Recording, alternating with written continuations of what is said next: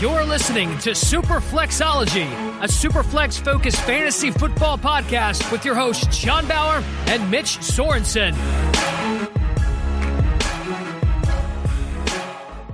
Thank you for joining us and welcome to episode 25 of Superflexology, a proud member of the Full-Time Fantasy Network. I'm your host, John Bauer. You can find me on Twitter at The Bauer Club. And of course, I am joined by Mitch Sorensen. That's at DinoMC on Twitter. What's going on, Mitch? How are you? What's going on, man? Just trying to recover from that horrible weekend on DraftKings. We'll get into that more on this week's episode of the Start Sit series, but a lot of my guys, whether they were hits or misses, they all floated right around that 3 times range. There were no real booms that I had, no real busts that I had, but it wasn't a great weekend from that perspective. I can tell you that. Yeah, it was my worst week in DFS in quite some time. I didn't win anything. When you don't get green on one lineup, you know you did something really wrong this week. But time to go back at it again. I know you were a little upset, and I kind of chuckled to myself that you were so focused on your DFS that you made a few little errors when it came to your dynasty lineups. I don't know if you would tell the listeners about that. I did. I messed up. I had a couple teams with Marquise Lee that I ended up starting, and it's a mistake that I hate making, and, something that I'm not going to let happen again. See, I actually think it's a really good, this is kind of impromptu, but I think it's a good lesson for everybody, especially people like you and I that have a ton of teams, that it is really easy to forget about one lineup or that one guy where the whole morning you're like, oh, I intend on pulling the trigger and taking him out of the lineup, but it's so easy to forget. And I told you, and it's funny because we talked about this, I know I'm going to make that mistake eventually. Yeah, luckily enough, it didn't cost me any wins because all those teams are terrible. But it's just something you don't want to do because I think it, hurts the league a little bit when people aren't playing the right players. So just try to do better next time. Yeah, I'm sure you got yelled at in a few of those league chats. But Mitch, enough of the small talk here. Let's get into it. Week 2, holy cow. Last week, we started off with some injuries and how it impacted other players around them, kind of from a dynasty, but also obviously a short-term perspective. And I said, I don't want to see a lot of injuries in week 2, and we don't want to spend time on it. We want to talk about some other things, but there are some huge high-profile injuries that we have to discuss tonight. So let's get right into it. And the first one we have on our list, Drew Brees of the New Orleans Saints. He tore a ligament in his throwing hand. And the initial thing that I read, and I can't remember if it was from an actual doctor, something tells me it wasn't, but they said the initial prognosis was that if he had to get surgery, it could be the full season. And then immediately after, I saw a ton of reports that said maybe 6 weeks. So let's look at it from a 6-week time period here. How does this impact? I mean, of course it's negative, but how do you see this playing out for the Saints, and what impacts does this have on their skill players? Luckily enough, he should be back for the fantasy playoffs, which is kind of what we're going to need. But the guys that it affects are ones that we drafted really highly. It kills Kamara's ceiling. Kamara doesn't really have that 40-point ceiling that he used to have. Jared Cook, I'm not going to start him on any team that I have him now. He was only having a 40% catch rate before this injury with Brees throwing to him. I've never been a big Bridgewater guy, but wait, can we say I don't want to kick you while you're down, especially after those lineup faux pas, but could we say that Jared Cook might be an early season miss for you? Yeah, so far he is. Without a doubt, it's a miss right now. And he's not even getting the targets. I thought for sure he would be getting the targets, but guys like Ted Ginn are getting some over him. Right. So, like I was saying, I've never been a Bridgewater guy. I think Michael Thomas is probably going to get more targets at this point just because Teddy's just going to find him and hit him, and he's going to get up, to 10, 12 targets a game instead of, the 7 or 8 he was at before last year. So, yeah, man, I'm really worried about the Saints team for the next 6 weeks. So do you think this positively impacts Michael Thomas, or is this kind of a situation that we've talked about regarding several different players where his target share might increase, but clearly the quality of targets is going to go down? I think the quality is going to go down. I think the only good thing about this is it's Michael Thomas, and he has such a high catch rate to begin with that he could end up being okay. So more targets for him actually probably means more points. So actually, losing Brees is never going to help somebody, but I think the person that it's easily going to hurt the least is Michael Thomas. And you made a good point about Alvin Kamara. And obviously, it does impact his ceiling. But I saw an early report come out, and again, this might just be coach speak, but they might be looking to get him more involved in the running and passing game. The passing game makes sense. You look for those short dump offs, but you see this negatively impacting him? I do, just because I don't think they're going to be running up and down the field as much. I mean, the reason why we love Kamara is because the Saints can put up 35 points on you all the time. And I don't think that's the case with Bridgewater at quarterback. I think you're kind of hoping that the defense keeps you in the game and you get 20 to 23 points for the week. Now, what are your thoughts on Latavius Murray? Because I know throughout this whole offseason, he was a guy that you were targeting, whether it was dynasty, redraft, best ball. And a lot of people were, and I think it was a really smart play. But I have to think that this could hurt him the most. Yeah, my notes on Latavius Murray is he's dead now. I don't think you can play him in a lineup because you're not going to get very good game script because, like you said, they're going to want to get Kamara the ball because they're going to need those huge splash plays from him. And I don't think Murray's going to give it to him, so I don't think he's going to get the ball as much anymore. For me, and I believe this is a thought that many people shared, including yourself, that we liked Murray's upside in the red zone. And with Teddy Bridgewater taking over, you have to think that they're not going to be seeing the positive game scripts that we're so used to seeing with the New Orleans Saints, but they're going to see limited red zone touches. So I completely agree. I'm not going to say he's dead, but if you're in a 12-team league, I can't see a situation that you're confidently starting Latavius Murray at this point. And now from a dynasty perspective, so we talk about the skill players. I want to get your thoughts on Teddy Bridgewater, and I'm going to share mine very quickly. We saw it week 17 last year. And yes, it was week 17, so you really can't take that. You have to take that with a grain of salt. But then we saw it whenever he came in for Drew Brees in week 2. He hasn't shown a lot. I think prior to him seeing action in week 17 last year, there was the thought by many dynasty fantasy players that he was going to be the heir to the throne in New Orleans. Is there any worry in your mind that maybe he's not the guy, and maybe the fact that we have seen him, it's kind of negatively impacted him from a dynasty perspective, even though we are going to see him over the next 6 weeks? Yeah, he's someone I'm not going after at all. I mean, I went after Minshew as soon as that happened. I went after trying to go after Mason Rudolph right now. We're going to talk about the Steelers next. But I really worry that if Bridgewater isn't good the next 2 weeks, they're just going to put Taysom Hill in. We already know that Sean Payton loves Taysom Hill, and they'll have to figure out, who's going to take over his role on special teams. But if Bridgewater doesn't cut it, he won't, be the starting quarterback for 4 or 5 weeks, and while they're waiting for Brees. If Bridgewater's terrible, and I think there's a chance that he will be, we could just see Taysom take a couple of those weeks and then just get him to when Brees comes back. I have another point that I want to ask you about. With Teddy Bridgewater specifically, if you do have him, what are you trying to sell him for in Dynasty? Let's assume 12-team Superflex. I'll always try to get a 2020 first for him, just because I think a starting quarterback should get that. But if someone offered me what I thought was maybe a top 4 or 5 pick in the second, I would probably take that as well.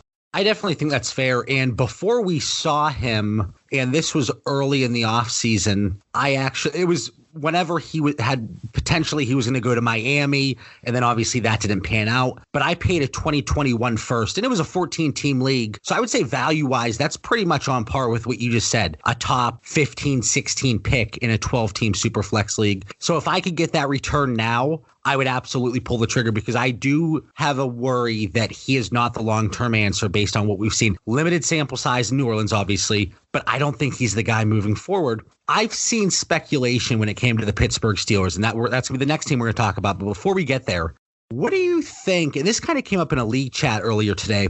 Would it be crazy to see the Saints make a move for Case Keenum when we know that the Redskins aren't going anywhere and they might pull the trigger and get Dwayne Haskins in there sooner rather than later? Or even maybe the Dolphins with Fitzpatrick, because we know they're trying to dump assets. The problem is Sean Payton runs a pretty complicated scheme there in New Orleans, and they already have 2 guys who can play quarterback in Bridgewater and Taysom Hill. So I don't think there's a reason for them to give up any assets in order just to get a plug for, if Brees was out all season, I think there'd be a lot higher chance of something like that happening. But with it only being for 6 weeks, if they could go 2-4, I think the Saints would be extremely happy with that. Here's my thought process, though. So you're saying if they go 2-4, they'd be happy. But what if they brought in, I mean, in Case Keenum, he's been effective. He's been very efficient with that, if you want to call it a team around him. But what if they brought him in and they could go 4-2, and now you're in position to make a playoff run, and you're in a really good spot for Breeze to come back? I see your point. Obviously, Peyton, he runs a complicated system, and it's going to be very difficult to get a quarterback up to speed, whether it's Case Keenum, Ryan Fitzpatrick, even though they are grizzled vets. But yeah, I see your point, but I don't know. I think it's a crazy thought. And I mean, the way this season has gone, would you be shocked to see another huge piece of news hit us right in the face? No, we're just waiting for the next Antonio Brown thing to drop any day now. Yeah, I know. And it's funny. I don't want to get off track here, but I was listening back to our last episode and then the Start Sit show, and you jokingly brought up Antonio Brown as a sit. And then we said, oh, no, there's no way he's going to play. Lo and behold, he played, and he was heavily involved in that game. He was. He only had 20-something snaps, but had 8 targets and got a touchdown off that. So if he's playing, you're going to put him in your lineups now.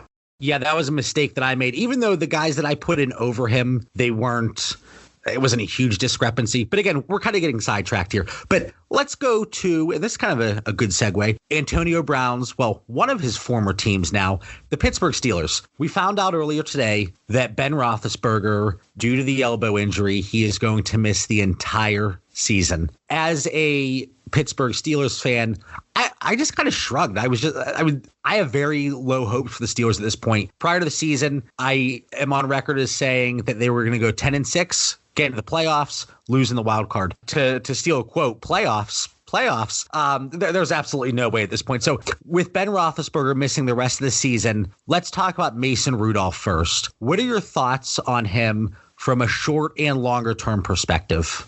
See, he's someone I'm okay getting because, he's going to be around for the whole year and start each game as long as he stays healthy. We've already heard that Roethlisberger is going to come back next year. But as long as Rudolph could come in and just play decent, we know he's going to be the future for the Steelers, even if it's in 2 or 3 years down the road. So he's someone that I'm completely okay going out and acquiring right now. What are you willing to pay for him in a 12-team Superflex league? It would depend on what my quarterbacks are at right now. But if I have one... Here, I'll throw a specific situation. Mm-hmm. Let's say, because you never want to leave a draft with just 2 quarterbacks. So let's say you felt really good. You had Andrew Luck, Baker Mayfield, and Ben Roethlisberger. Andrew Luck retired. Ben Roethlisberger, he's on the shelf. So let's say you're down to just Baker Mayfield in this situation. What are you willing to pay? If I felt good about my team, I'd give up my 2020 first for him. Okay. No, it's because if you don't make that trade, you have no chance of making the playoffs and having a chance for the championship. And I like money a lot more than I like draft picks. So I've learned that from you a little bit so far these last, couple months. And you need to stop playing in leagues with me, and you need to stop playing on DraftKings because you're going to have very little money left. Yeah, dude, you're definitely a bad influence there. Okay, so you're willing to pay a 2020 first if you're contending and if you're kind of just that one quarterback away. Whereas we talked about Teddy Bridgewater, and if he's not able to produce, I think there's going to be a short leash there. And that's primarily due to the fact that Sean Payton absolutely loves the Swiss Army knife, or whatever you want to call him, Taysom Hill. Rudolph is kind of the only show in town. So that's if you're buying Mason Rudolph. What if you're selling him? Is it the same thing? Initially you're trying to get a 2020 first? Yeah, right now I just reach out to the Ben owners and the Breeze owners and try them first. And then you could probably even go back to the Foles owner and try to get him to pay a 2020 first. And I would just go on that way. And I would even just sit. If I have him, I wouldn't just be like, well, I got to sell him because his price is really high. His price is going to be pretty good for the whole year, because he's going to be a starting quarterback in Superflex League. So he's going to hold a pretty good value by itself. So I wouldn't just go and immediately try to move him right now. And I hate to say it, but it's going to be a very negative game script from here on out for the Pittsburgh Steelers. And before we get into the skill position players here, I'm surprised you didn't take this time and go on another rant about leaving a draft with 3 quarterbacks, because I feel like this is the perfect opportunity with how many injuries we've seen. Dude, so there's actually a league. It's our Superflexology Listener League. I have Tom Brady, Ben Roethlisberger, and Nick Foles. So sometimes leaving with 3 does even help. Maybe I should have left with 4 or 5. But, I mean, it's really rough. But I want to talk about, so with the Steelers, we were pretty down on them the these last 2 weeks, right? Yep. And I was going back, I was looking at the adjusted line yards that Football Outsiders puts out. They haven't adjusted them for week 2 yet, but after week 1, they were a bottom 5 team. And after seeing what Connor was doing on the ground again, I'm pretty sure they're going to continue to be a bottom 5 team. And losing Munchak, we talked about it over and over and over during the offseason, but that was a huge loss for them. I know everyone thinks that Connor can come in and just plug and play, and he's the same as Le'Veon Bell, but he's not. He had a really good about 10-game sample last season. He wasn't good as a rookie. He hasn't been very good this year, and a lot of it could just be the offensive line. But that offensive line's here to stay as well. And so I don't think we could count on that rushing game at all moving forward. It's not only losing Mike Munchak and the impact that it has on the offensive line in the running game. A lot of James Conner's value, whether it was redraft or dynasty, was predicated on the fact that we believed he was going to get a ton of volume, right? And we compared him to other running backs in that range. And that was one of the reasons that people love James Conner. I can't see him getting the necessary volume to return that. What was he going? Running back 7, 8, 9 range in redraft and probably relatively close in dynasty. This might impact him the most, and at least from a negative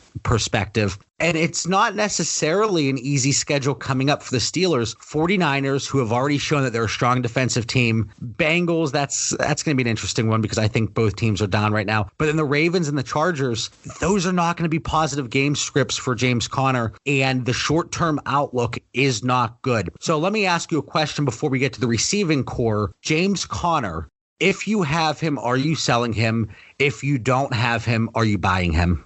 I'm definitely not buying. And the few shares that I have, I would try to sell, but I don't know if anyone's going to buy him at this point either. That's kind of one of the ones to where you're kind of sunk in. You're happy that he's a young guy, so you could also have him for next year in Dynasty. But I don't think you could get a lot of value for him right now. I don't think a Marlon Mack guy would give up Marlon Mack for James Conner at this point. Especially with how quickly values change. We always talk about Dynasty and how long-term it is, but the short-term implications and the short-term outcomes, they play a huge role on values. And when you look, if you're just looking at box scores, he was 11 for 33 this last week. It's going to be very tough to move him for solid value. So I'm right on board with you, Mitch. If I have James Conner, I'm holding. And I actually do have him in a few leagues. And it might be a perfect situation for people that aren't really paying attention. I mean, obviously people know that Ben Roethlisberger is going to be out, but looking at the schedule and the negative game scripts, maybe after that Bengals game, if he pops, that's the perfect time to move him.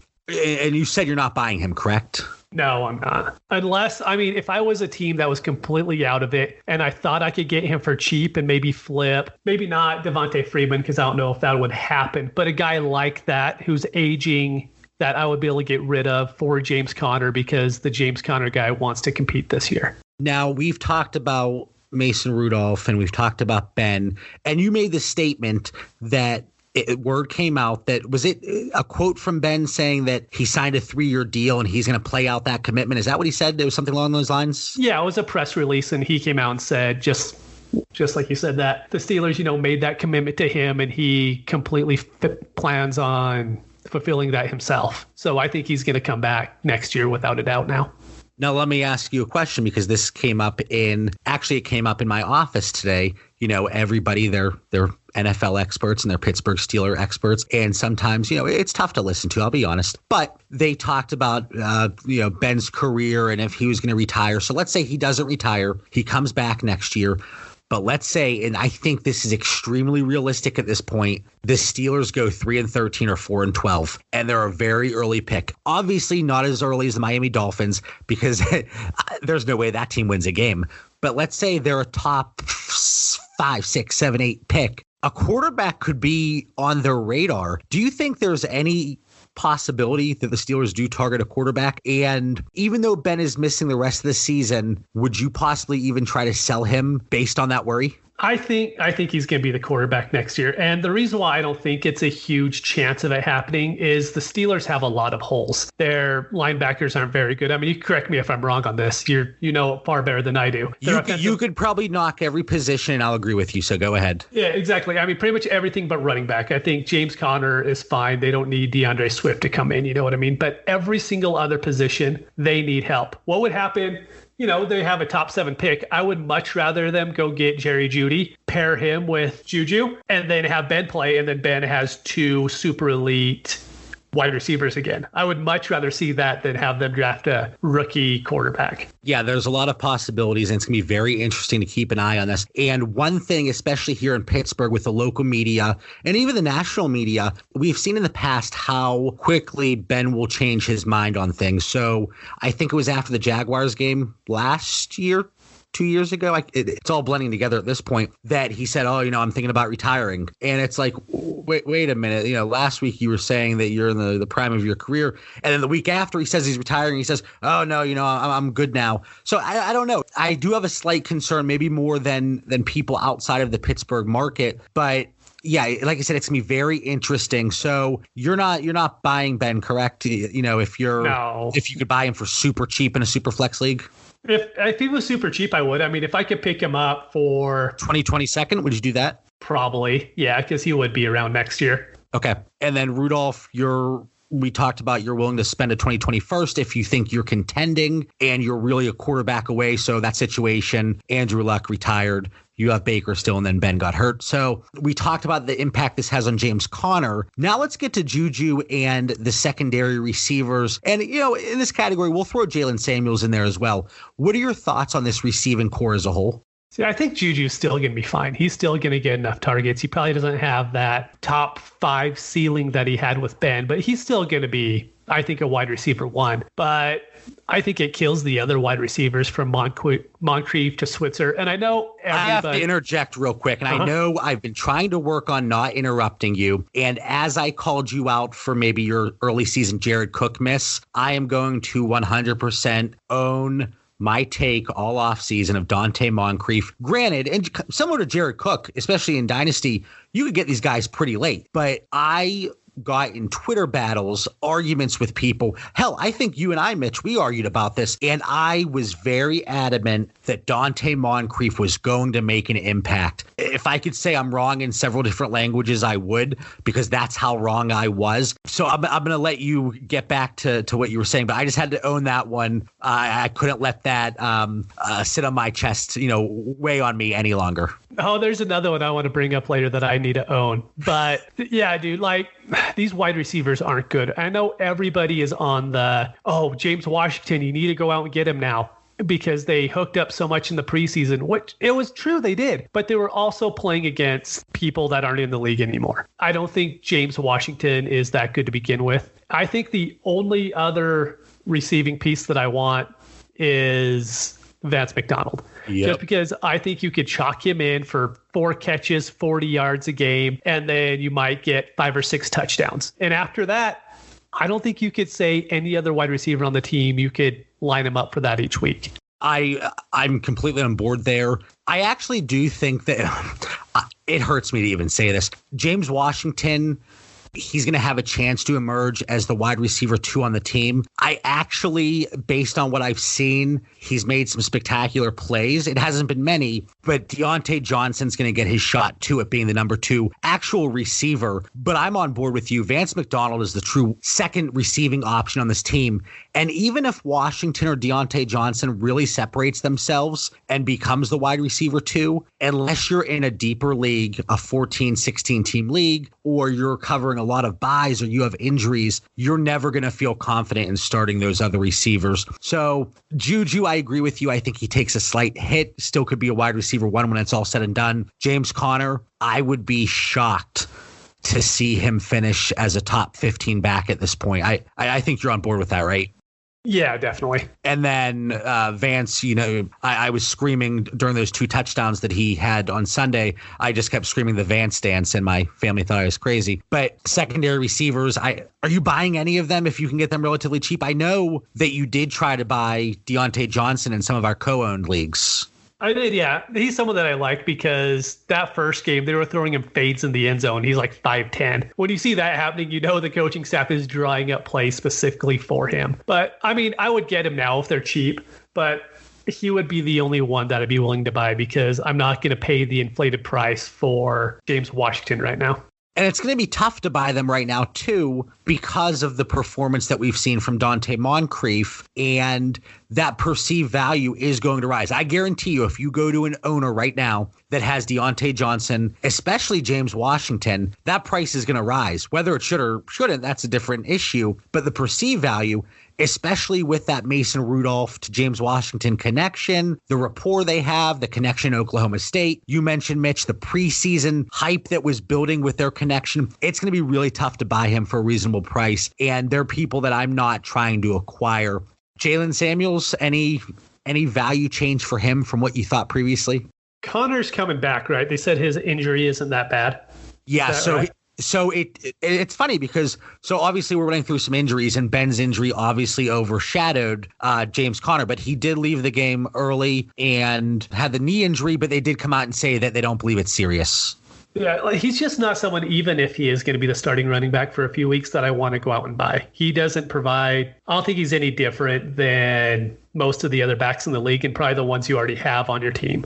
Yeah, I think that's a very good rundown of the Pittsburgh Steelers, the impact that Ben, obviously you lose Drew Brees, you lose Ben Roethlisberger. Overall, it's going to be a hit. But hell, maybe for the Pittsburgh Steelers, a little change is what they need. They got off to a really rough start, 0-2, and maybe Mason Rudolph is the life that they need injected into their veins. So, like I said, it's going to be very interesting to see what happens moving forward, not only for 2019, but 2020 as well. Now, this next team, and before we even get into the injuries, Mitch, I want to talk about how you have seen this play out and your thoughts. So the Kansas City Chiefs, Damian Williams, LaShawn McCoy, both got dinged up a little bit here in week 2. The way it's played out so far, the splits, the usage, the production, is it kind of what you thought? What's your overall thought here with these two running backs so far through 2 weeks? So try to take an unbiased approach at this because everyone knows that I was a huge Damian Williams guy coming in. It's playing out more so kind of how I thought, but I'm extremely worried about Damian Williams now because McCoy came in and he looked really good running week 1. He looked absolutely awful receiving and rushing last week against the Raiders. Damian Williams has looked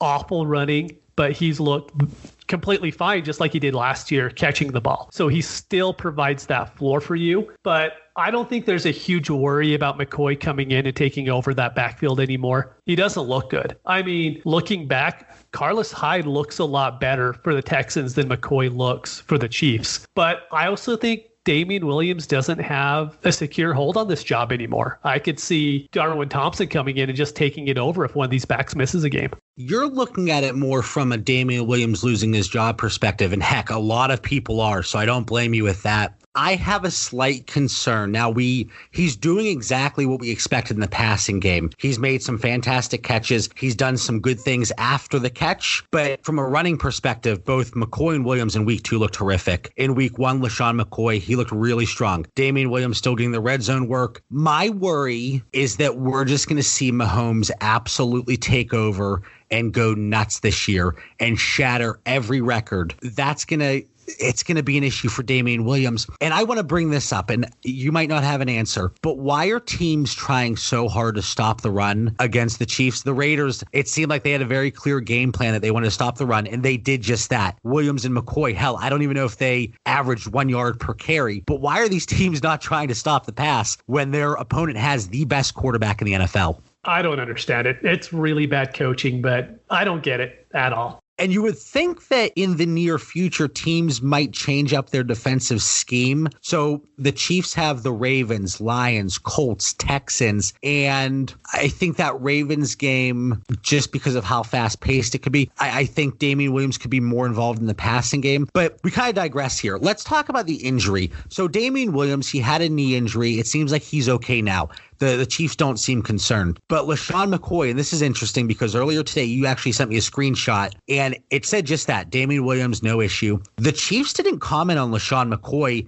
and this is an injury that I wasn't even fully aware of until recently. Well, until after the game. But LaShawn McCoy, he's a little dinged up, an ankle injury. Let's say that McCoy misses time. You would have to think that Darwin Thompson finally gets a shot. Yeah, and I think Darwin Thompson is probably going to be better than McCoy. And so I'm not worried about Damian Williams not being on the field anymore. But I'm worried that he's not going to have that upside, that I paid for back in April and May when I was buying all my shares of him. I think Darwin could come in and end up taking over. He's a smaller guy, so he's not ever going to be someone that comes in and gets 250 carries or 225 carries. But But if he comes in and looks really good and Damian keeps getting, his 1.2 yards per carry, it's something we have to consider. Earlier, you said that you were worried about Damian Williams losing his job. I'm guessing you meant more from a running perspective, correct? Yeah, exactly. I don't think he's going to lose his third down roll or the 2-minute drill at all, but I think he could definitely lose red zone carries. That is a concern because we've seen Darwin Thompson. He was profiled as a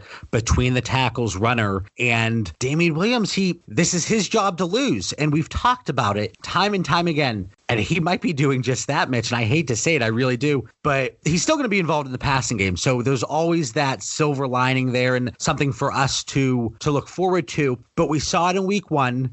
And we even saw it in week 2 without a healthy Tyreek Hill. He wasn't in the lineup. Are you concerned, before we get into the value, and I don't even think there's really we don't have to get into the value of these receivers or Travis Kelce because their value is going to be somewhat similar, even if McCoy or Damian Williams were to miss time. But I have a really big concern that it's going to be a different person that pops every single week. I think Travis Kelce, his role is somewhat secure. We can figure him in between 10 and 20 fantasy points for the most part. But we saw Demarcus Robinson go off this week. We saw Sammy Watkins go off in week 1. And we saw even, Mecole Hardman shine at times. But do you think these guys, Damian Williams, Robinson, Watkins, Hardman, that they could cannibalize each other at times? I think so. I think that none of them will give you a good weekly floor, but every single one of them can win you the week as well. And so I think if you have them on your team, you might as well put them in as your third wide receiver and see if they get you that 30 or 40 point week, which could happen with any of these guys. But so you also have to know that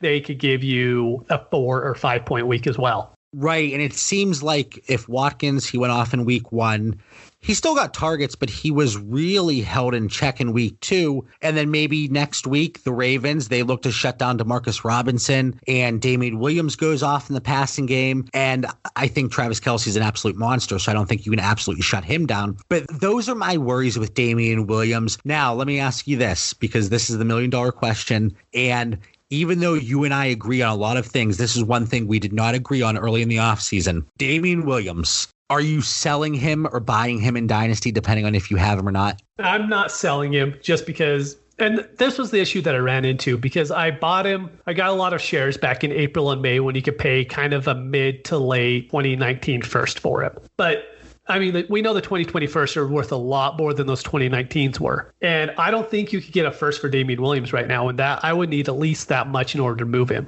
So I would rather just keep him on my team and get, that 10 to 15 points each week than trade him off to someone else. I would be very surprised, honestly, if people were willing to part with the 2022nd if they thought it would be early. There really is no market for Damian Williams right now. If I were contending, no, I can't even say that. I mean, we did actually just buy him in a co-own league. It was prior to last week's game, and it was Latavius Murray and Will Fuller, I believe. Is that correct? Yep, that's right. And I feel comfortable with that. Because I'm going to be honest, that's a team that we're very confident in, and Damian Williams was one piece that I think could really help that team. But at this point moving forward, I don't know if I'd be willing to buy him just because you're going to be stuck with him. And eventually that value, though, it's going to drop out here. So it's going to be another interesting situation to monitor. Damian Williams, LaShawn McCoy. If McCoy misses time, Darwin Thompson is finally going to get his chance. And if teams start actually defending the pass, maybe things will open up for Damian Williams and LaShawn McCoy from a running perspective. But if teams game plan it like the Raiders did, it's going to be a long season for those two.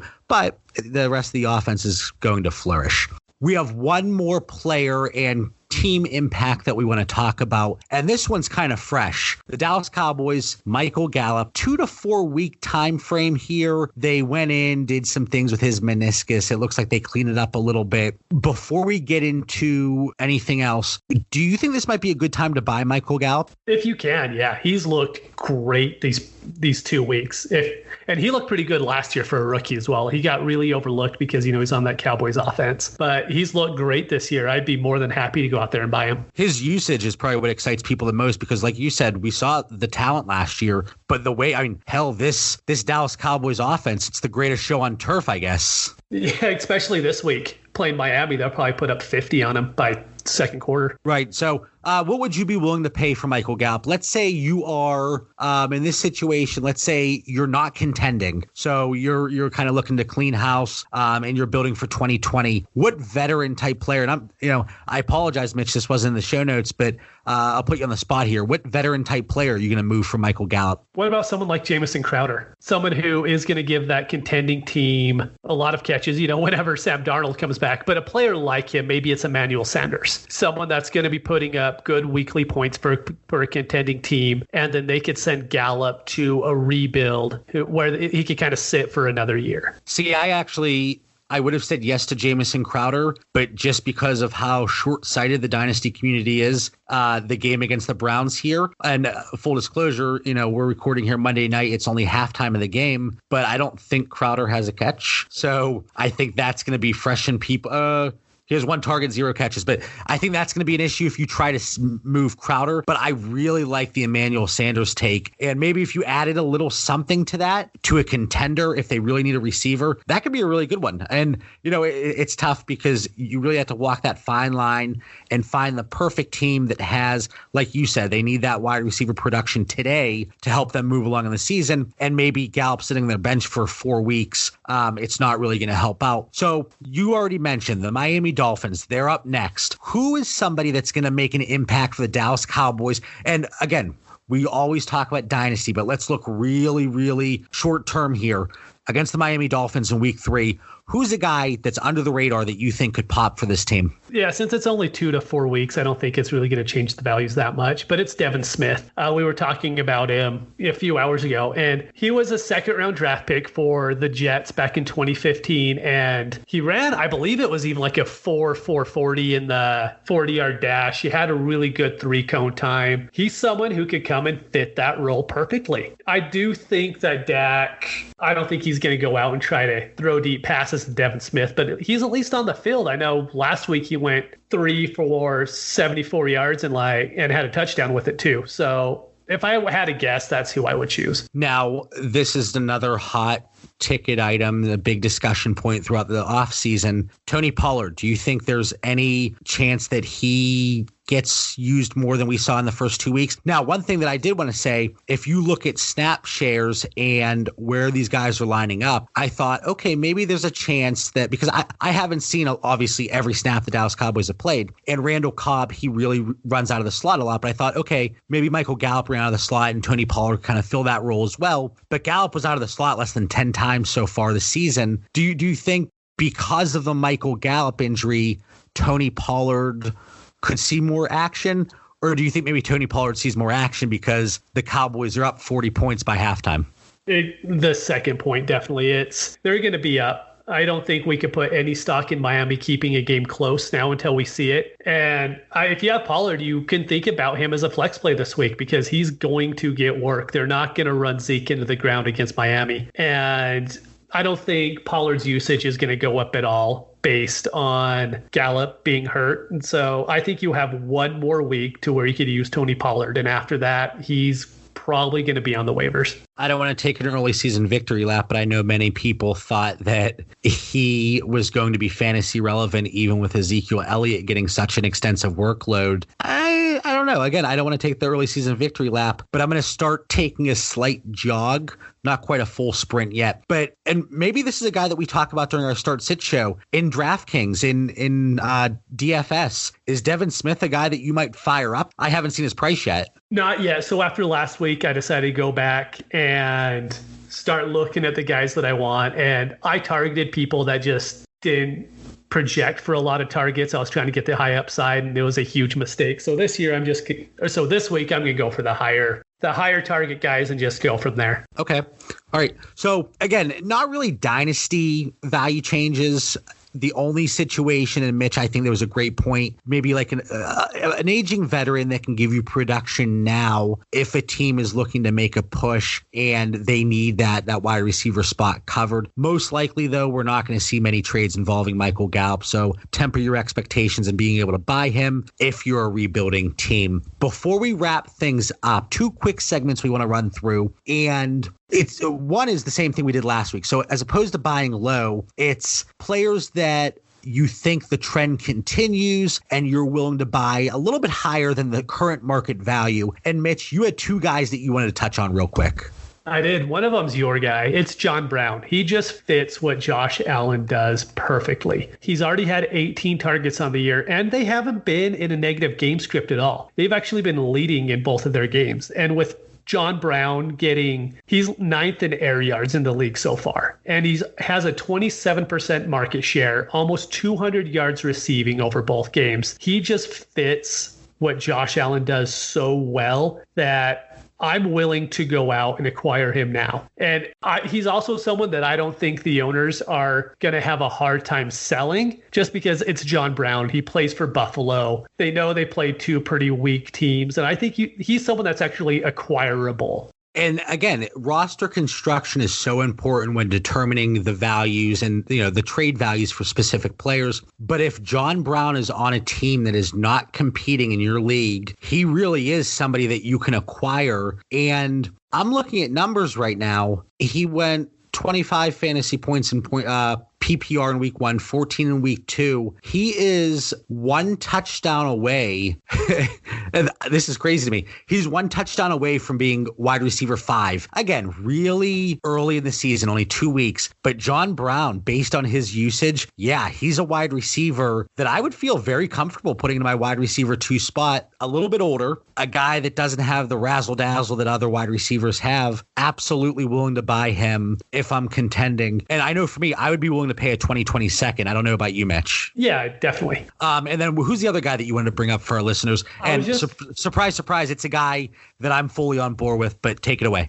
Right. It's just Royce Freeman. And kind of because that offense has played out exactly like we thought it would. The defense is keeping them in games. So both Royce and Lindsey are getting work. And they're splitting touches. Royce is averaging about 13.5 touches a game and 82 yards. And I think it's just going to be the same throughout the year. But the big difference between Lindsey and Royce is you could get Royce for a little bit cheaper. And if I could get a cheaper running back who's getting the same amount of work as the starting running back is, and Royce is someone that I was pretty high on coming out the draft last year too. So that always helps. But they're splitting red zone work. Lindsey, had the injury thing happen last year. And so if I could get Royce at just a little bit of a discount from Lindsey, especially when people are down on the Broncos right now and everyone's making fun of Joe Flacco, Royce is someone I want to go out and buy. My only concern is I'm completely on board with that take and that thought process. But if somebody has Royce Freeman on their team, the asking price is still going to probably be similar to what somebody would want for Philip Lindsay. So while you would like to think that Royce Freeman would be a little bit cheaper, and there's this, I have Royce Freeman and Philip Lindsay on one of my rosters. I would let Philip Lindsay go for less than Royce Freeman, I think. Obviously, it's easier to say that now that we're just talking and we're not negotiating. If you hit me up, maybe I'll be whistling a different tune. But Mike Munchak, Mitch, you've been screaming his praises all offseason. Royce Freeman's actually looked pretty good. And that offense, we thought that Royce was going to be a beneficiary. That's exactly what we've seen. I wanted to give a quick rundown, and this is going to be really quick, from last week's show. And again, kind of to hold ourselves accountable, but to kind of just reiterate our takes. So, Mitch, you had Derrick Henry as a guy that you were willing to buy because you thought things would continue. 1 week in, you're spot on. I had Devontae Freeman as a buy, but in a few weeks. And I keep saying, I tell people after the Titans game, and that seems to be spot on. Some people, they want to fade him completely, but I do think he bounces back. But I'm hoping that listeners listened and they did not try to buy him after week 1 because you were going to be very disappointed with what happened in week 2. Mitch, you had Alshon as a sell, and you keep putting yourself in this situation. You have a strong take, but then you can't take any type of victory lap because there's an injury. So I don't know if that's frustrating you at all. Happens all the time. Like all of my DFS takes so far have been the guys that I say don't play, they get injured, which, I'm not going to take a victory lap over someone getting injured. That's for sure. But at what point do we call it the superflexology curse? Because we've talked about that in the past. Or are we just going to keep chalking it up to a coincidence? We can only say it's a coincidence for so long, I think. Yeah, after it happens, another 5 or 6 times, I think we just have to call it at that point. And I don't know how you feel, but I think Alshon right now, because of the injury, he has to be a hold if you did not sell him. Unfortunately, in one league, I actually bought him. a 1-for-1 swap. I moved Antonio Brown prior to week 2 because I want nothing to do with that situation. But now I'm stuck with Alshon. I'm like, damn it. Mike Evans, last week I had him as a buy. It was tough because nobody was selling him for not even close to a discount. I'm hoping that price comes down. I'm still willing to buy him. I'm sorry. The Steelers just traded for Minkah Fitzpatrick. Oh, that's a good move for them. They needed him. They traded a 2021. Yeah, so that is completely unrelated to the show. But so hold on. So as you were bringing up, the Steelers could easily have a top 10 draft pick, and they traded a 2020 top 10 draft pick for Minkah Fitzpatrick. So now, well, here, okay, let's talk about this. And, who cares if we're getting kind of sidetracked here? And I apologize for throwing a wrench into the show notes. You improve the defense, presumably. Yeah, definitely. As we just talked about James Conner and the impact it has on him and the negative game scripts, does one solid acquisition on defense, do you think that could swing things back the other way a little bit? I don't. My worry is the Steelers. And I mean, they know more about Mason Rudolph than any of us do. Maybe they believe that they're still going to be a contending team with Mason Rudolph. So they're thinking it's going to be a pick in the bottom 20s or a playoff pick. It's tough for a guy to come in and learn a defense and take over that way, but they need it. We brought it up previously is they have no one to cover a slot wide receiver, and they're getting killed by slot wide receivers every single week. So if that's the one thing they need to shore up that defense, maybe it gives them a little bit of a higher chance, but I think that's a lot to pay for him, especially because I do think it's going to be a pretty high pick for the Steelers. But I think this even further, and you hit the nail on the head, just half an hour ago, they have to feel very confident that Ben Roethlisberger is coming back in 2020, that they just moved possibly, like you said, a top 10 pick. Maybe quarterback's not even on their mind. Yeah, it doesn't look like it to me. All right, so again, completely screwed up that last segment, but I just saw the alert on Sleeper, and here's a plug for Sleeper. If you don't have the app strictly for alerts, you're missing out. Go download it. Completely unrelated to the show, but it's a great app.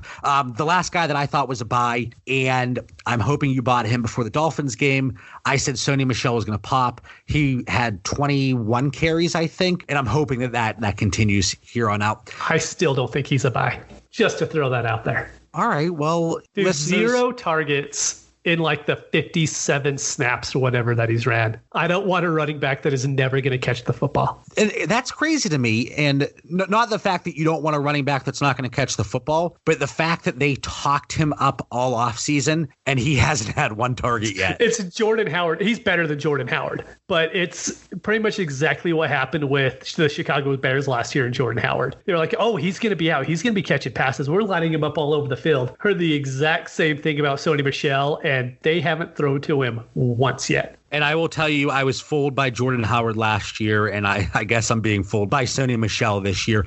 But before we sign off, Mitch, do you have anything else for our listeners? Any last piece of actionable items heading into week 3 here?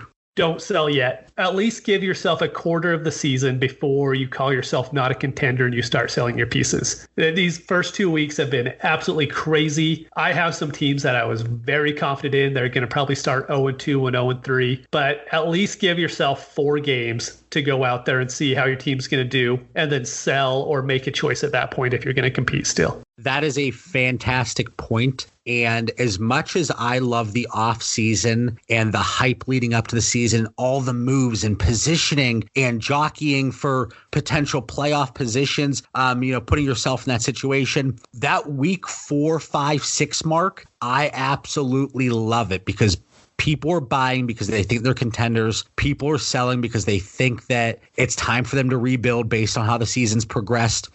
But that is a fantastic point. We are 2 weeks into the season. The season is not over yet. If you think that it's time to rebuild, just hang on a little bit longer because guess what? Once you get a little closer into the middle of the season, people are going to be more willing to spend money. I say money, but draft picks and value on veterans that are going to help them make that push. So Mitch, fantastic point. As always, listeners, thank you so much for tuning in. I'm John Bauer. You can find me on Twitter at The Bauer Club. For Mitch Sorensen at DynoMC. Follow the show on Twitter and Instagram at Superflexology. Good luck in week 3 and have a fantastic night. Thank you for listening to the Superflexology podcast. If you want the latest news in fantasy football, follow us on Twitter at Superflexology, The Bauer Club, and Dino MC.